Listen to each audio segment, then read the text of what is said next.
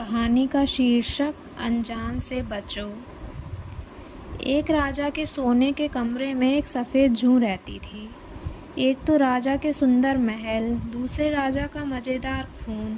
जूं को भला और क्या चाहिए था। महलों में रहने वालों का तो जीवन वैसे ही सुखी होता है। किसी प्रकार से उस कमरे में एक खटमल घुस आया। जूं ने जैसे ही खटमल को राजा के पलंग में घुसते देखकर कहा, अरे भाई, तुम राजा के बिस्तर में कैसे घुस आए? कहीं राजा को पता चल गया तो हम दोनों की खैर नहीं, इसलिए तुम यहाँ से शीघ्र चले जाओ। खटमल बड़ा चालाक था। उसने दोनों हाथ जोड़ते हुए कहा, हे बहन, देख, लोग घर आए शत्रु के साथ भी ऐसा व्यवहार नहीं करते हैं। कहा भी गया है, आइए बिराजिए, यह आसन है, दम लीजिए। बहुत दिनों से आए, कहाँ रहे, कहो कुशल से रहे। ऐसे शब्दों से घर आए मेहमान का स्वागत करते हैं। विद्वानों द्वारा गृहस्थियों का यह सर्वदाता छोटा धर्म कहा गया है। और मैंने आज तक अनेक प्रकार के छोटे बड़े इंसानों का खून पिया है, जिसमें खट्टा, मीठा, कड़वा सभी प्रकार के खून थे, किंतु आज तक मैंने किसी राजा का खून नहीं पीकर देखा। यह तुम कहो तो मैं कुछ दिनों के लिए तुम्हारा मेहमान बनकर राजा के खून का आनंद ले लूं।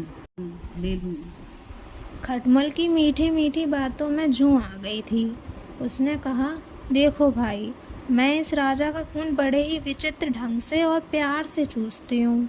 जब राजा सो जाता है तो मैं इतने प्यार से खून चूसती हूँ कि इसे बिल्कुल पता नहीं चलता। इसलिए तुम्हें भी इतना ही होशियारी से यह काम करना होगा। मेरी बहन, तुम किसी प्रकार की चिंता मत करो। मैं राजा का खून उसी समय चूसना आरंभ करूँगा जब तुम उसका खून पी लोगी।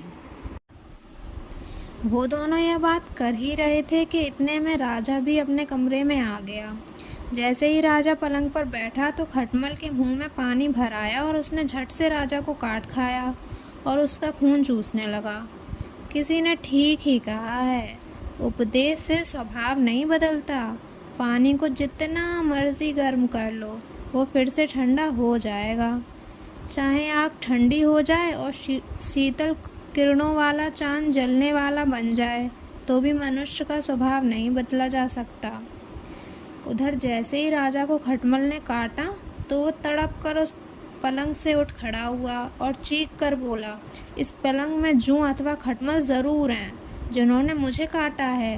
राजा के नौकर उसकी बात सुनकर भागे हुए आए और पलंग पर से बिस्तर उठाकर देखने लगे। चूँकि खटमल बड़ा होशियार था, वो झट से किसी लकड़ी की दरार में घुस गया। जूं बेचारी कपड़े की सीवन में चिपकी हुई थी, जो झट से उन नौकरों की नज़र में आ गई। बस फिर क्या था, नौकरों ने जूं को हाथ में लेते हुए उसे मसलकर सदा के लिए समाप्त कर दिया। जूं बेचारी तो मर गई, चालाक खटमल बच गया। इसलिए तो आपसे कहती हूँ, महाराज, आप अपनी बिरादरी के लोगों पर विश्वास करो, बाहर के लोगों से बचो।